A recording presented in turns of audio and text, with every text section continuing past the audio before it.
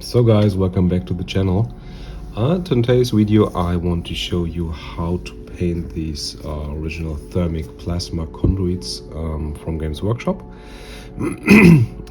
Luckily I found these still in my basement. I had them for many years as I think they are actually out of production. I mean, you can get them on eBay for ridiculous pricing. But I love them. What I love about them is mainly that they have these little bases here and you can just use them as good looking scatter terrain. You don't need a base for this. I mean, of course you don't for ruins and everything as well, but I personally really like these conduits because they look simply great on the battlefield, and it's such a versatile piece of terrain for charging, modulation, and of course basic cover, especially in 10th where they took away a lot of the hazardous effects of terrain. So really useful, and as you can see I had glued this particular piece on top of another one which I have removed. So you have this kind of Vallejo texture residues, but for me that's perfect as it gives a little bit more texture in terms of rust effects. And I have prepared them in a way that, I mean, this one is not very realistic because it's open here somehow and open here somehow, and here's this reactor unit. Unfortunately I'm missing the parts. Maybe I will 3D print them or something similar to add those again to that particular object. Here this is more okay because it comes down from the ground and ends in this broken piece. So again, if you follow my channel you know that I'm pretty much into, I don't know, a realistic approach to terrain, which means it has to make sense somehow. And I hope you understand what I mean. So the whole process we do, although you see a lot of colors, is very straightforward and it's always the same, and you might have seen different tutorials. Where I, in contrary to other tutorials, want to focus is that I want to have a very darkish rust effect with a very nice, hopefully, we hope how it will turn out, a nice plasma glow effect on maybe all of these 1, 2, 3 parts here, and I think nothing here, right? This will be mainly rust. This will have a little plasma effect. So we will try to have, here's the other part. So we'll try to have, some contrast here. And object source lighting, OSL, always works best if you have a bright color for the glow, of course, but also a darker or adaptively darker surrounding. So it's very difficult to have a bright, like a white model, and then have a light effect on it, because it is not working very well with the overall concept. But this is well, my understanding. I think there are very talented painters out there who can make this work as well, but it always looks colored, and that's what I don't like. Also, speaking about OSL, we will talk about this later. We will now start with basic coloring. So I primed these models with standard Vallejo primer in black. Nothing special, spray, airbrush, whatever you want to use. And then I would recommend that you choose approximately 2, well, I would say 2, maximum 3, of course you can go 4, 5, 6 colors of a dark brown, red brown. And what we will use today is hull red, or in this case armor brown. These are very similar, but there is a slight difference, so a little bit of color variation is great. We will also, maybe I have to say use, we're just mainly introducing this, different brighter orange colors, and here you are really open to use whatever you have available. You can go for a deep orange from AK 3rd, you can go for any kind of I mean, it's even the dry version, the Riser Rust from Games Workshop, Citadel. Or you can go for like liquid pigments, which I love to work with, especially if I don't want to wait or to use oil-based materials, which I usually prefer. Okay, this is just like an easy to go solution when you don't want to deal with oils and thinners and everything. Also, we will need a metal color, and we will have steel. Sorry, you can read this here, but this is the Vallejo metal color airbrush steel, which is my way to go steel metal color. It's my all-time favorite because it works with the brush very well. Or any kind of lead belcher, darker thrash metal color on acrylic base. I love to use the scale color version, but of course you can use whatever metal works for you. Theoretically, you can go really high and shiny with like green stuff with chrome metal, although this is not acrylic based, it's acrylic based. It's you have to thin this in isopropanol, but it's a lovely color, by the way.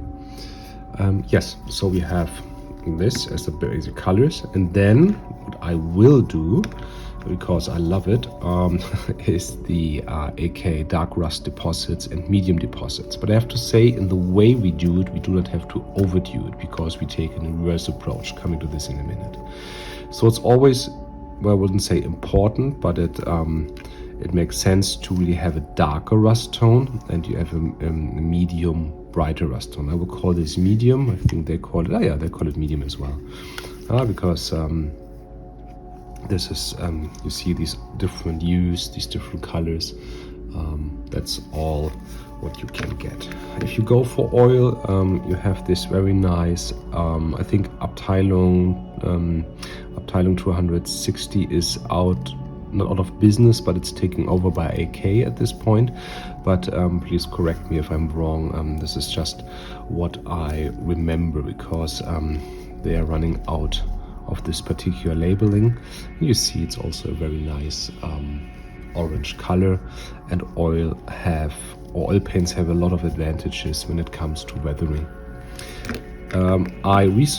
Recently I bought from MIG and Ammo MIG.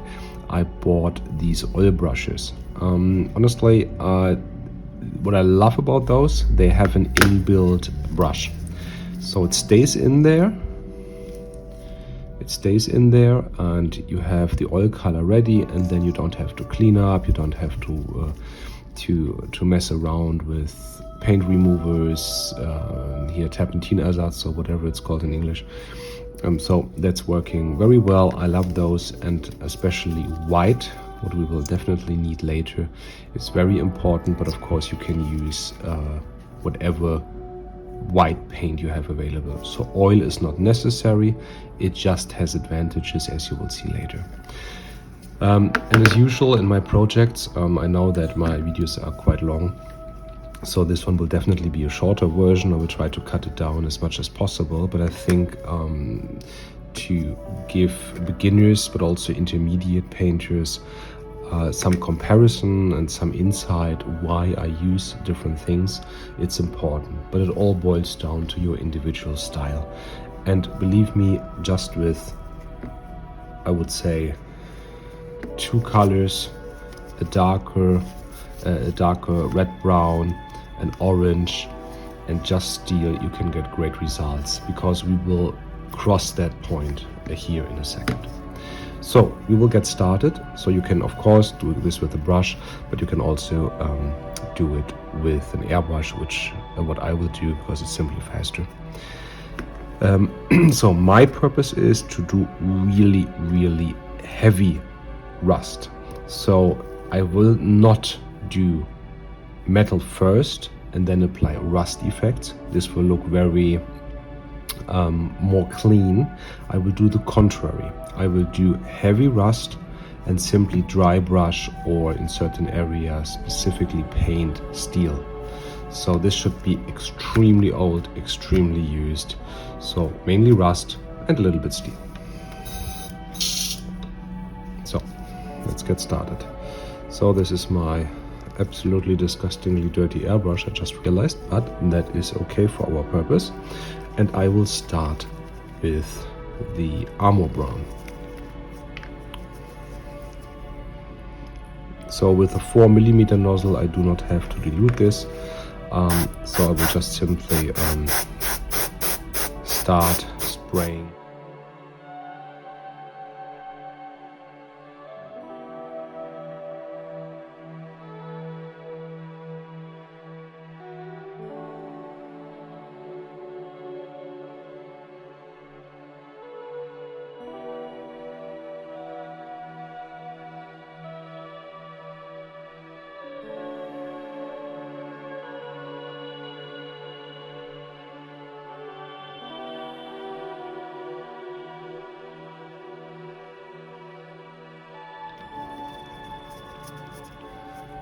So moving over, and honestly at this point I will check if I even would see a difference with the hull red to the armor brown.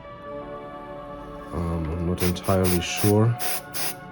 Yeah, it's a little bit difficult to see, I think, but it's a little bit warmer. And I will now start to randomly apply this in little patches, but absolutely without concept. It's really just to add some color variation and to give already a little bit more reddish hue.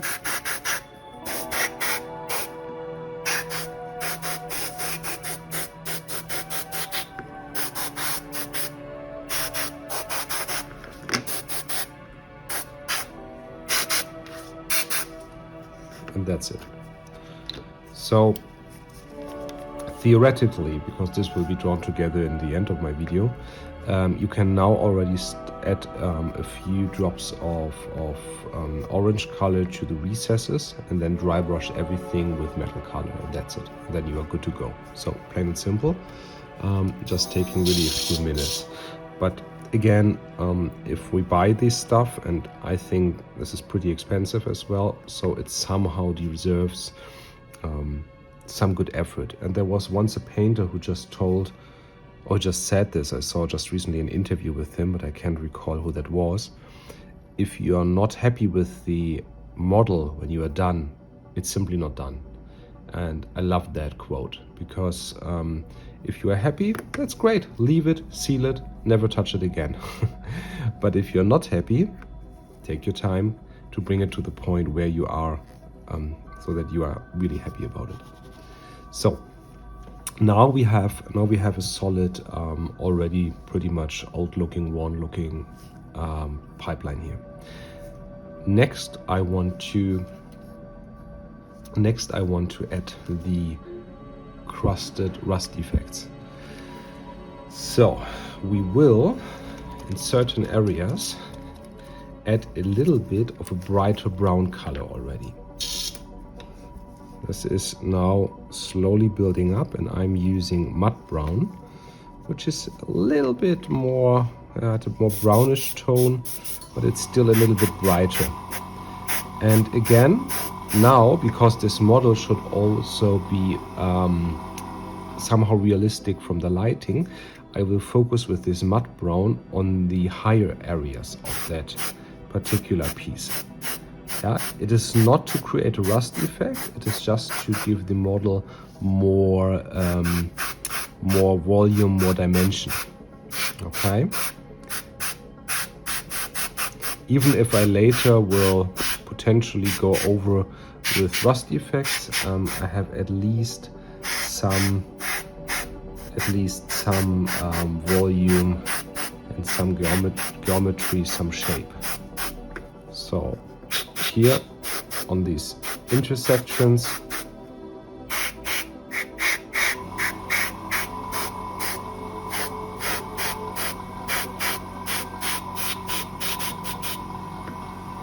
and maybe here on the inside area of the, how's called, not generator, but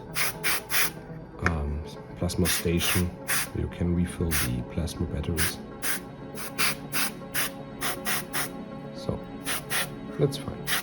Yeah, that's all. Now you can see we're getting some interesting color, and we get some interesting light reflections. So, but now I'm already working with that. One last tip, this is not anymore. Years ago it was really a secret, but now the rust effect from Dirty Down, this is the all-in-one solution. If you have something where you want to have rust effect, use this one. I will do a particular video for the rust from Dirty Down, but today I will not use it because this is something I use when I really have steel and I want to add rust effects. I might do it a little bit later here on the fan or on certain areas to show you the effect, but it's an extremely realistic rust effect. But for today I just want to work with the rust deposits.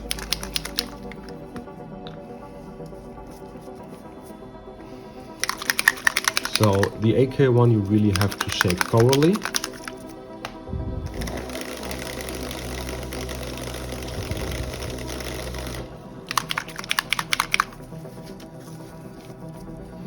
And I would recommend starting from darker to brighter.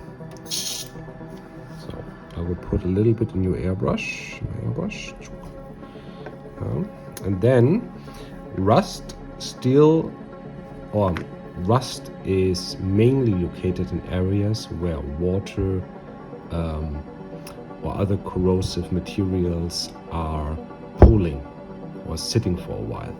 So for me, this is especially here on top of these little intersections, or in between here or something. It is not automatically here on this flat surface, for example.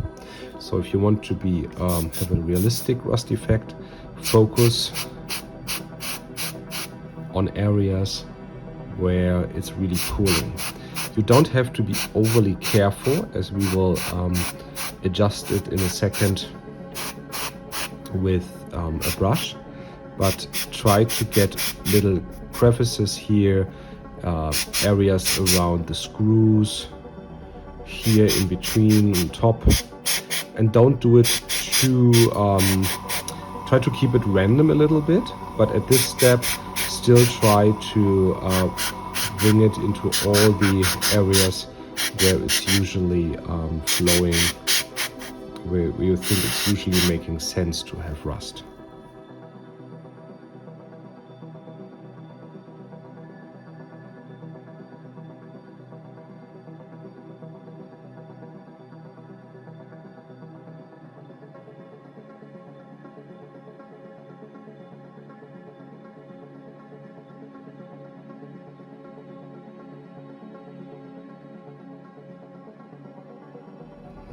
Now this is a darker crust deposit, no? Dark rust deposit. So there are now different ways, especially with this product, to approach this. I have now quite a rust effect, but for me this is okay. But it looks like, it's hard to describe, but it looks like quite still a bright patina. So what I will do, I want to bring this down and to bring back the darker base color we have prepared, because it's still adding towards the rust effect. So, but before we do that, I will use a brighter color to add more now individually heavily freshly corroded areas. You can do this after another, and if you have a model where you really need to be very specific now with these rust effects, I would recommend finishing the step with a thinning, which we'll do in a second, and then most gently varnishing it, and then creating the next and build up the next layers. Because when you work with thinner, it of course will affect all of the paint you have on your model. Yeah, so all the different special effects you used. So think before you do that. For me, it's not so important at this point, because I just want to get a random rust effect. So I will repeat my process now with a much brighter color, but not everywhere. I will now really focus on areas where I think there might even be fresh rust, like here in between the screws, or here on top of the model, or here on the ground. This is now my really heavily corroded piece of the stand. Here a little bit, here, and maybe just like a few here and there. So that's it. Again here, this area, maybe a little bit inside here. Oh, whoop. Heavy corrosion, heavy corrosion. No, so more or less random.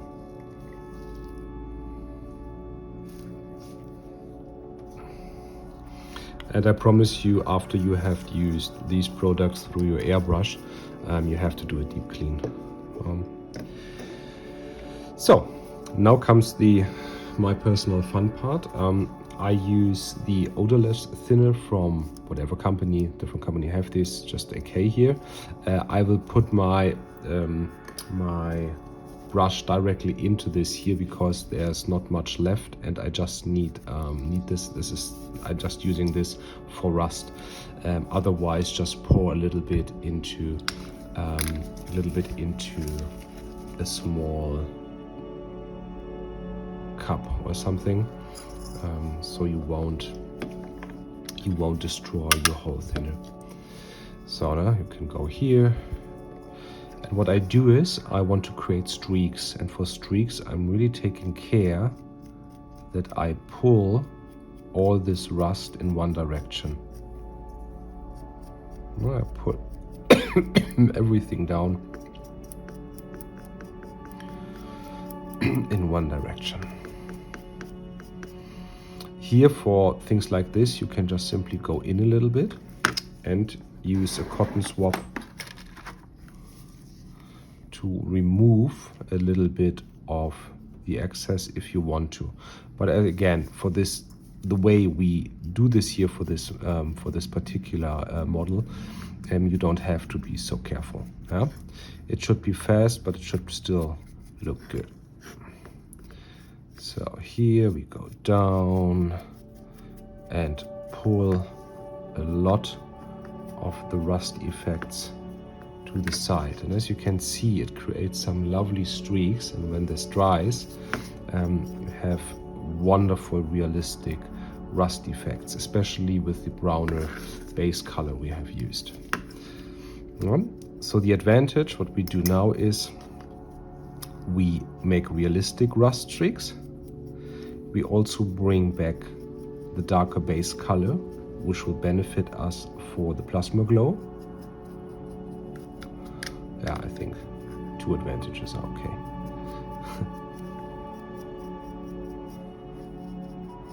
And with the 2 different colors of rust, they are still visible. So you can clearly distinguish between the 2 different types of rust, and we will later add more with oil brushes and potentially here with the patina. Because oil colors have the advantage that you can create really a patina. So you get texture simply by putting up more oil.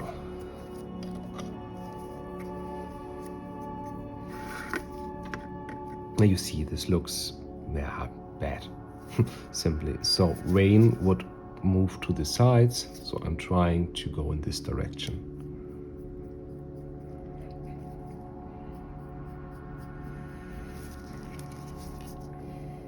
Yeah, that's the only thing you really must take care of if you want to create a realistic effect.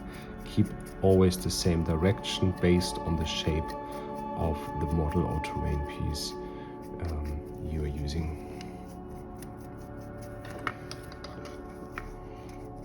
Oh, I have to glue it.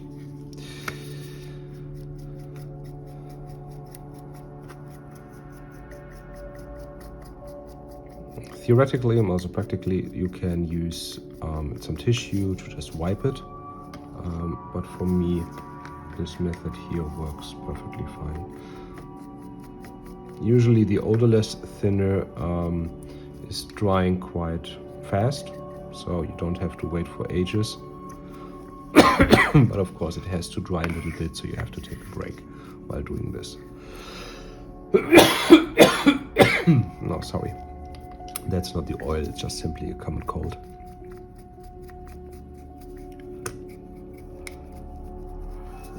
So, that's it.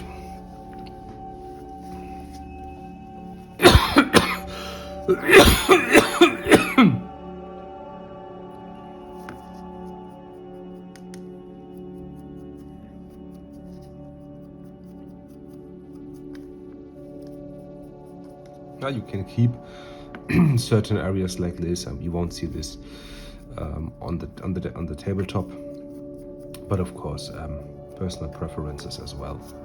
But I hope you can see the lovely streaks forming up.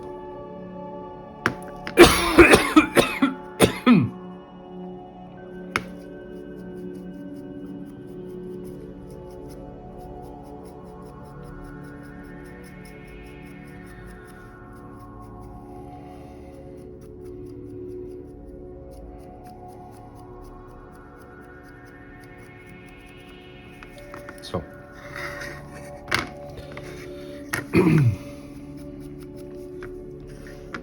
so this is the basic step, and I think it's already a huge improvement. So you can keep this to let this dry, or you can use your airbrush air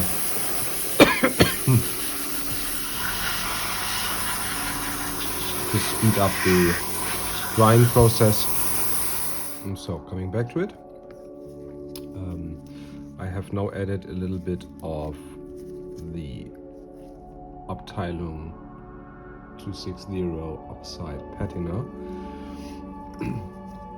and I will use a little bit, and just a little bit, of the thinner to thin this down. But you see, I want to keep a paste. I do not want to create a wash, okay?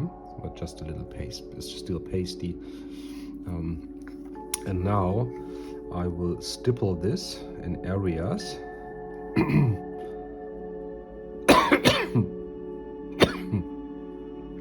where I see could be interesting to have heavy corrosion.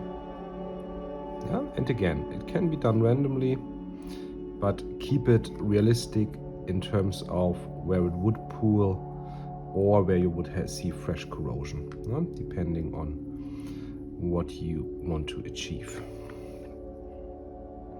Stippity, stippity, stip, stip, stip, stip, stip, stip. Yeah, and it's another nice color, so this gives color variation.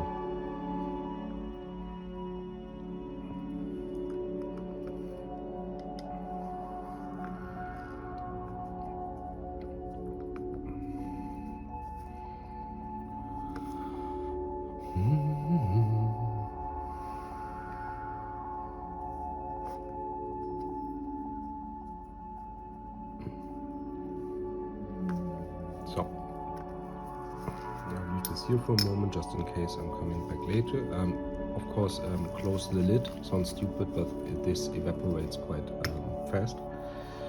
So we'll also use this oil brusher, and now really you can use all these orangey, red, brownish colors you want.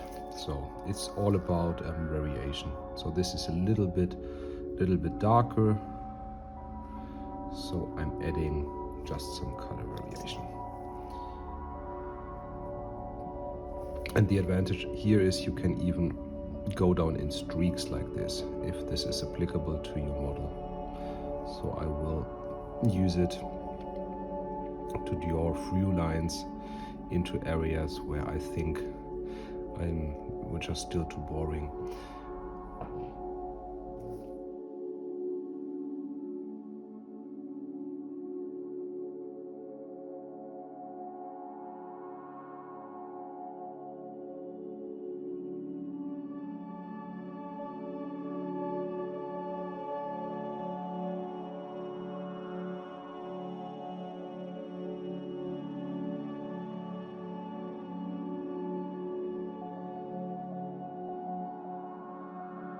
hope, let's see if you can make this out. Yeah. So I will remove a lot of the oil from the brush and just carefully pull down the brush. And you see, it's, if you don't clean your brush, it will simply take over. So now comes the important step of removing excess material, color from your brush if you want to create streaks in certain areas without just smearing it somewhere. Yeah, it can still look good and I'm using it, but for certain parts here I want to remove a little bit of the paint now.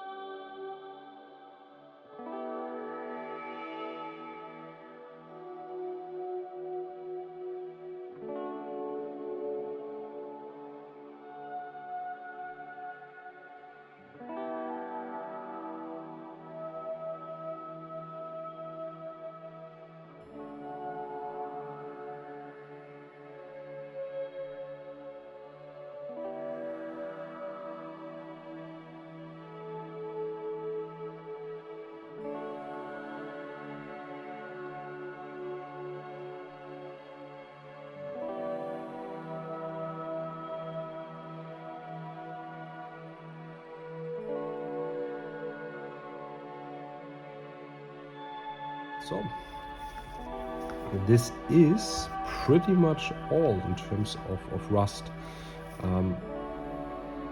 This, I will let this dry.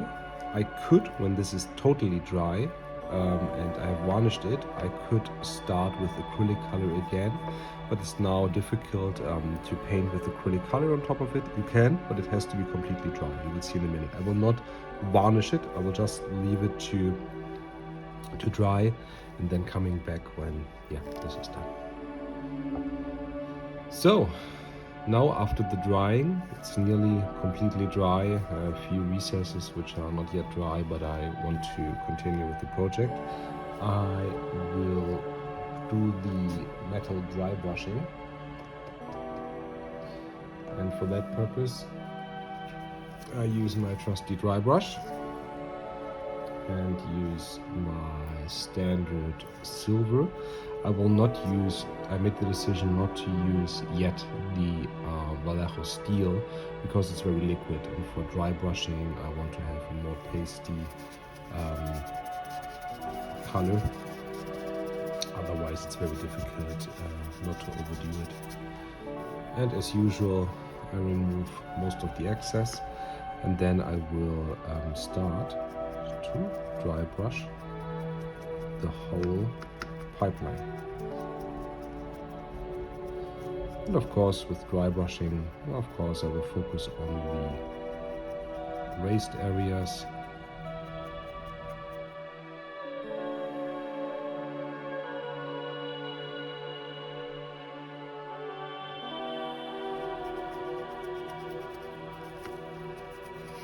The good thing is with the dry brushing, the mistakes, if with such a model you can still speak about mistakes, but the mistakes you made with the rust effect, and that's what I mean, that you have like covering surfaces which are not usually prone to rust, you can really equalize that with the dry brushing, because it will just simply cover it again and keep or create this natural rust and recess effect.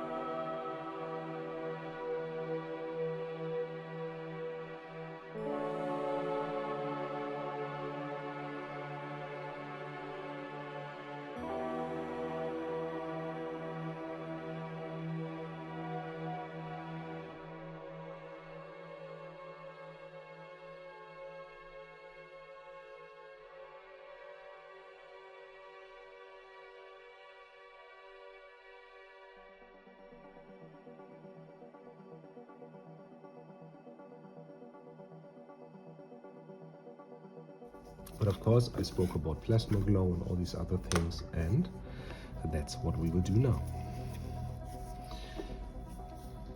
So when it comes to object source lighting, and I'm absolutely not an expert in that, but I think I have a solid understanding what's important and where are the traps, especially if you're doing this for a few times and you don't really get it. The first important thing is the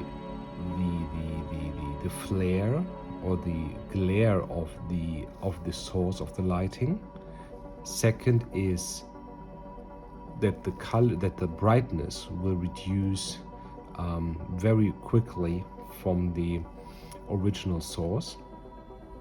And third, depending on the material, it's about reflections on certain areas. The reflection, honestly, are one of the main and most important things.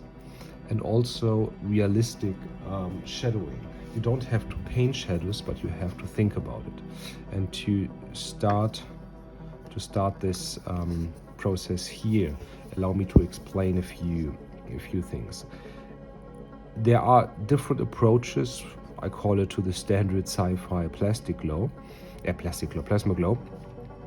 There are some people who will set the highest brightness in between these ribs, and there are people who set the highest brightness on top of these ribs. Both is okay, both is absolutely decision about design and style, but it affects the overall lighting of this part. First of all, it's metal, so it's usually reflecting much more. Second, this whole plasma coil is more set back into this pipeline. So if you look from the side, there is even this little edge here, then you have the second edge here, and you have the third edge here. So it wouldn't make any sense at all to light this area here, only if here would be something reflecting to it. Okay, so you have to think, where is my light going? And even here, no light should go there, because it doesn't make sense at all. I mean, there could be some reflection bouncing here and then bouncing back there, you're right, but the main light source has to be here. And as for me, plasma is somehow, I don't want to go into details, flowing through the pipeline. I want to have all these coils more or less equally lighted. And that means the light is equally spreading here in these directions. So what I do, or not always do, but I just see, okay, where is the light touching? What is the light touching? So we will heavily focus on this part here, but not really more. A little bit up here, because the light from here travels definitely to here, and maybe we'll go a little bit over this area. And it will of course be here a little bit, not too much, but a little bit. And here it will break. So I will not put colors in this area, here, here, or below. Okay? At the brightest light source, I will make the decision to go in between the ribs, because I think this is just looking very good. Okay? So let's do this.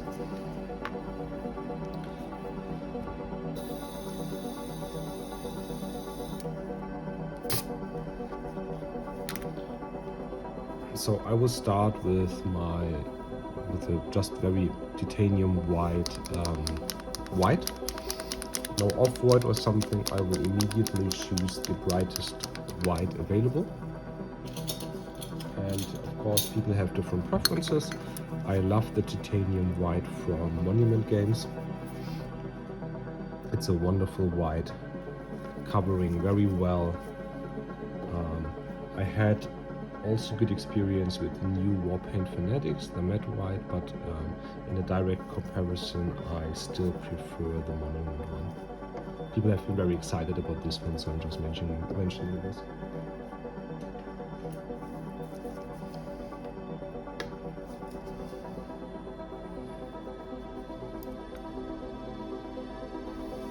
So, and I will start to paint all these ribs, and especially the area in between.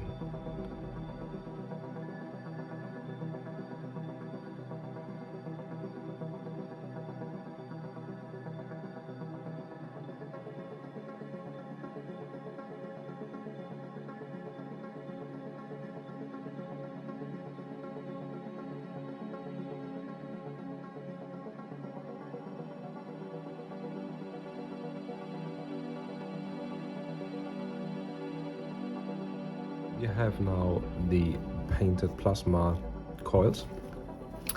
I just made the spontaneous decision to show you another effect here. This, from my perspective, should not be plasma, but it could be heated metal, as this one just maybe just burst or whatever. So I will do a heated metal effect here, plasma glow here, and I have added a little white here to make a little shiny, how's it called, monitor for this control unit.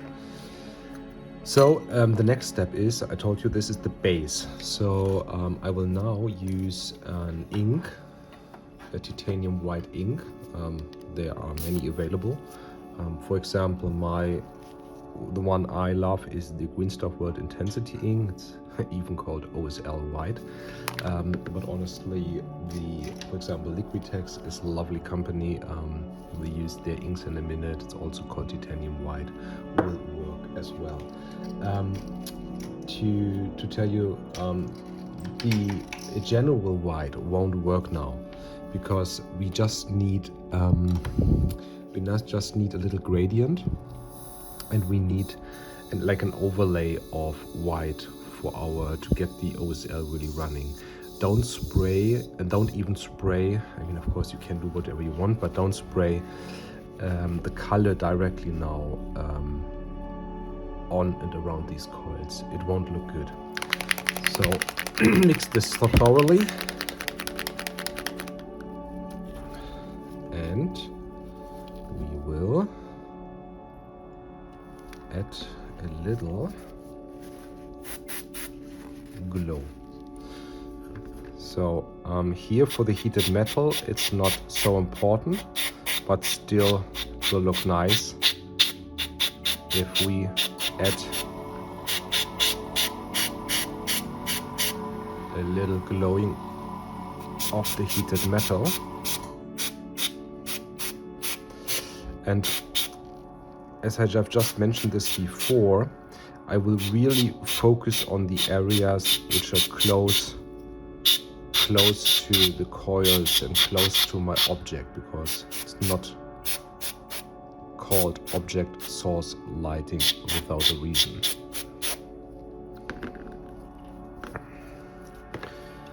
And even here, I have to be careful. Usually this is set a little bit back so it won't glow too much. So I will just give it a little corona of white. And here as well. So I will not go with the airbrush like this. I don't have control. I will try to get very close, reduce pressure, and apply carefully glow to the areas which will really glow. Like I mentioned here, I hope you can see this, I think you will. I just try to get in this direction, the direction the light will actually shine.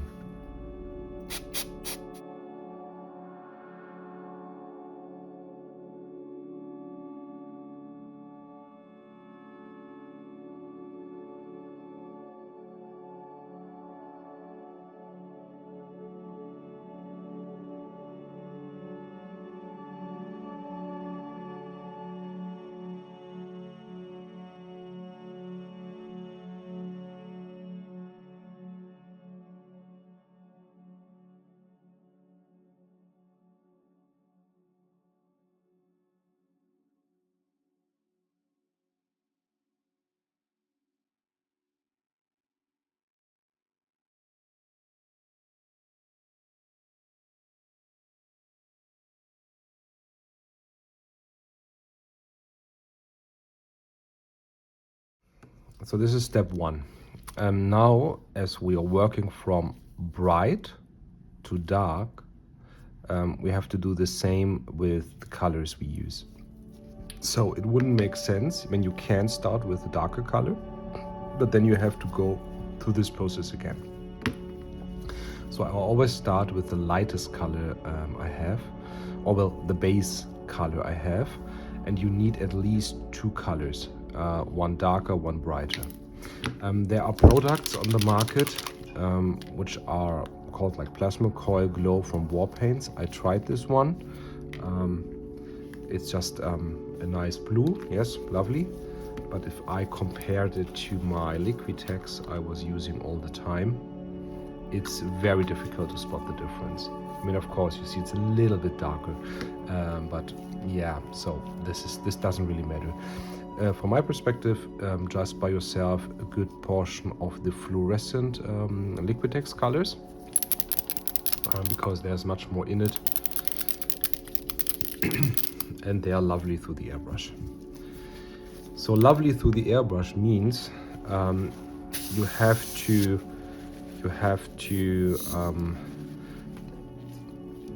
to find a pressure setting where you don't overspill now. You don't want to pool color, you don't want to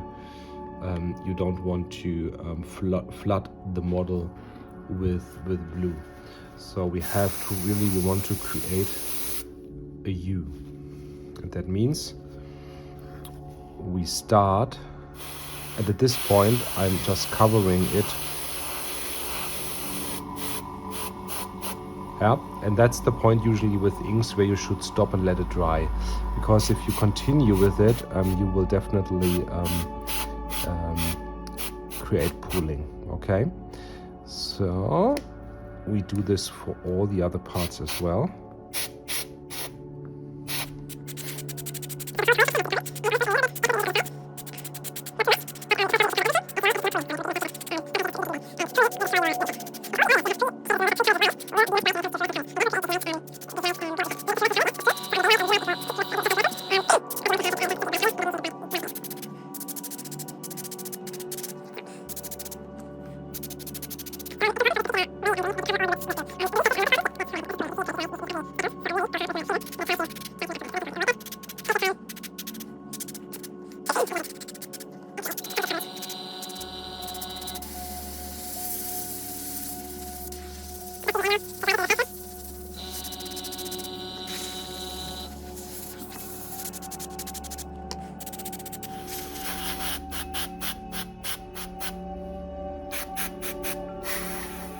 So we will do the same here for the heated glow.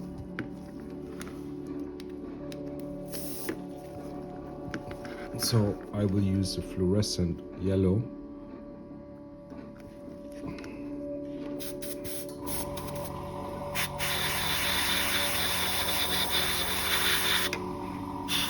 And start therefore with the brightest color.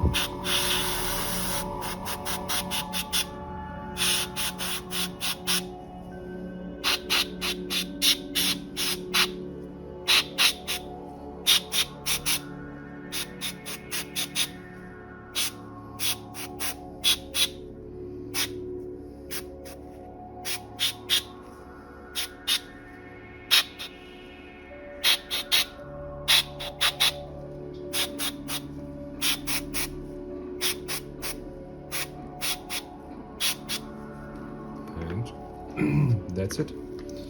So now we have our glowing base color, but yes, it's blue, but it is not like a real object source lighting. So the next step could be either starting with the glow or with the shade. I personally prefer to start with the shade.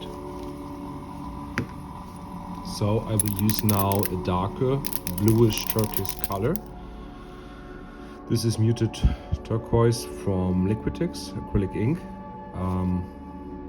And with Liquitex you always get the information if it's transparent or opaque, and the light fastness and everything. So they have a really solid system. And we will now simulate.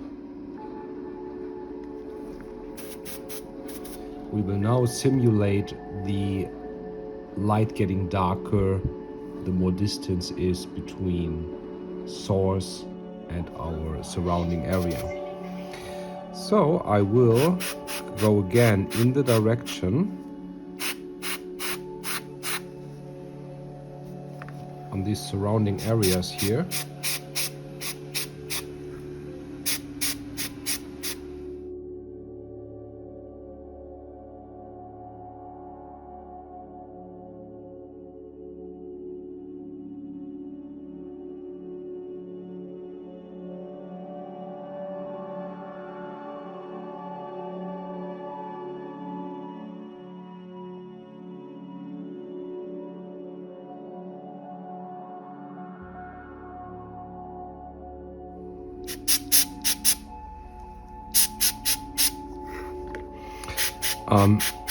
If you would use like 2, 3, well in total I would say for 3 or 4 different use of blue, but honestly I was not able to find really good working inks to achieve that. You could even strengthen that. You can even go with a black, or you can create shades, but I think this is looking quite well. And again, I mentioned that I want to have all the coils glowing, but theoretically you can define like a center point and then even go with a darker color around that area as well. But that is again personal preference.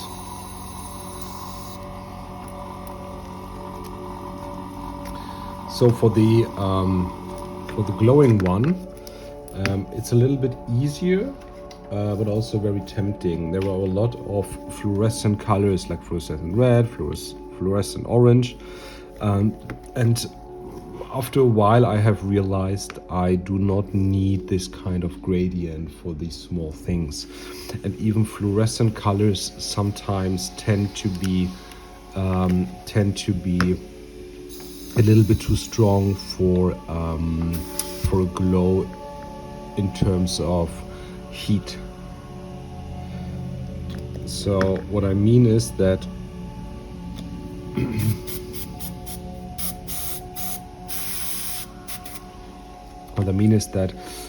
you don't need also not too many colors, and I will slowly build my way down from the more distant areas. But I have to say, for glow and for heat dissipation, I want to keep not a lot of the white yellow parts. I will try to tone it down quite strongly to an orange red.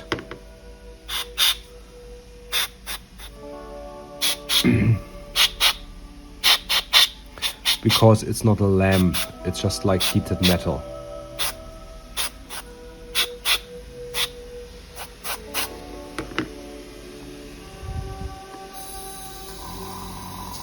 So that means I will not even use the fluorescent red. I will use just a standard red. And the thing is, if you spray an ink, a transparent red ink, over a yellow ink, it will of course turn orange. And that's what I want to achieve.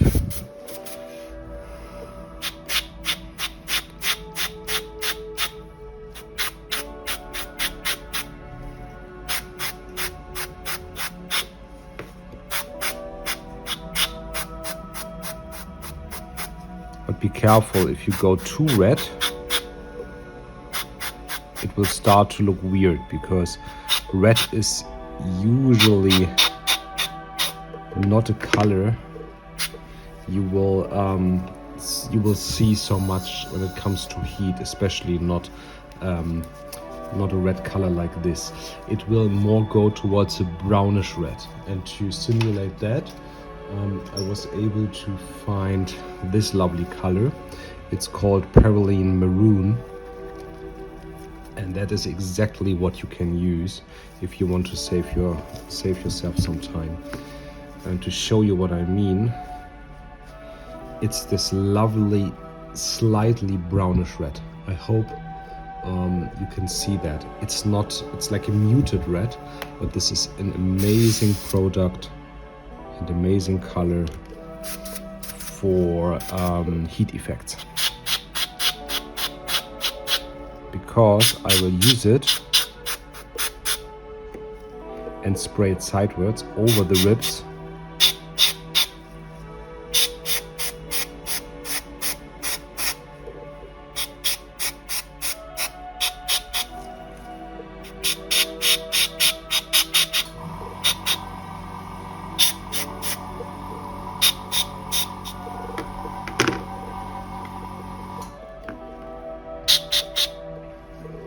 And there you go. And there you have realistic looking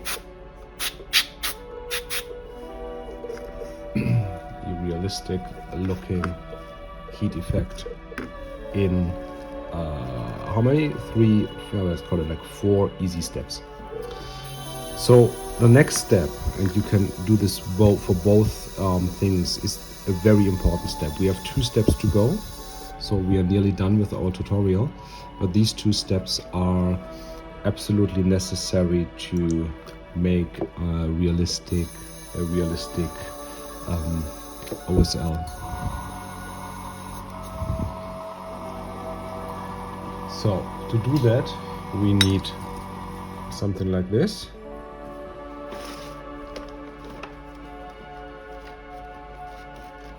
And we need white oil paint. Yes, it's possible without. You can do this with acrylics, but not very sufficient. You don't need much, just a little bit. And before you use it, I'm recommending varnishing your model with a glossy varnish or satin varnish. For the ones of you who watched my other videos, I'm not so convinced about the difference between the glossiness when it comes to oil paints. So for me, I just want to secure and protect my colors.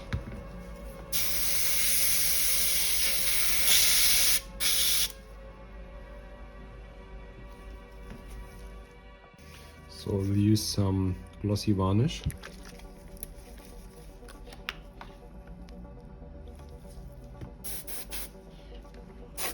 And I will focus on the areas of the OSL.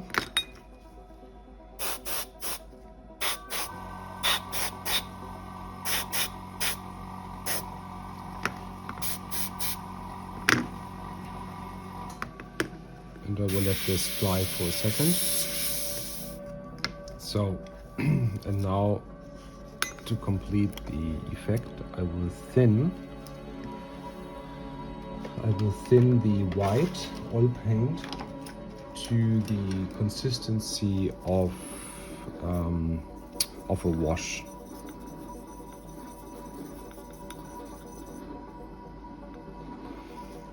And I will carefully apply that to the model. And I hope you can see this.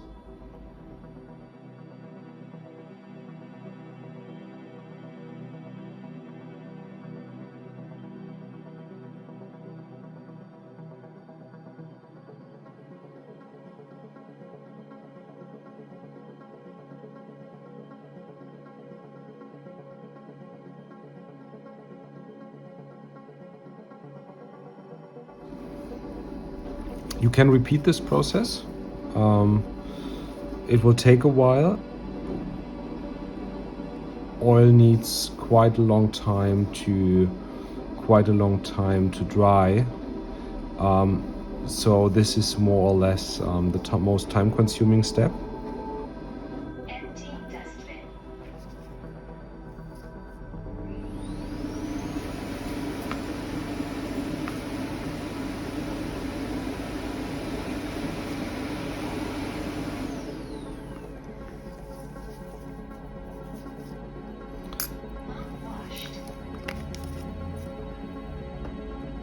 But we can do something else while this is drying, and this is the step I spoke to you about at the beginning. You need a very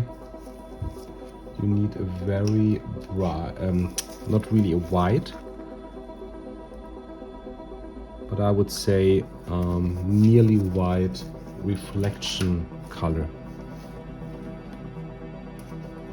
So I used again my titanium white, and I add just a little bit of blue to it. It should just not be white anymore. Yeah, that's fine. As long as it's not pure white, all good.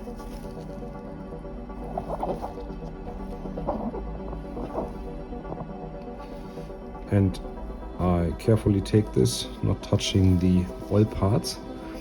You can, of course, it's better to wait until this is really finished, but I want to show you the effect. And I do some edge highlights on the areas where the light is really reflecting. So you can pretty much do edge highlighting here with this nearly blue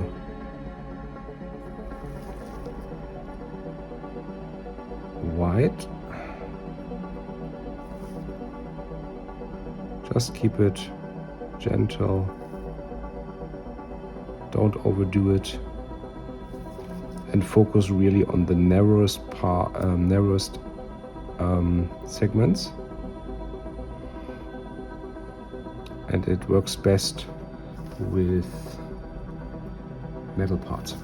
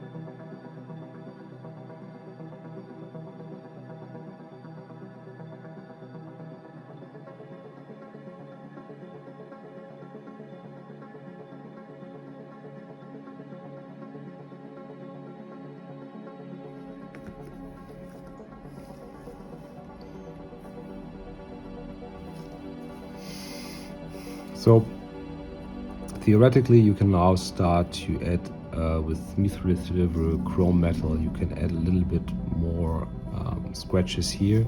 You can also build up with a wash, with a dark wash. I will show this to you. You can increase some depth. I want to stick with the oil colors now. So I use this AK panel liner black, which is more or less, as far as I know, just simply diluted black color. And I just use it to create like a standard wash. Yeah, some depth here on certain areas.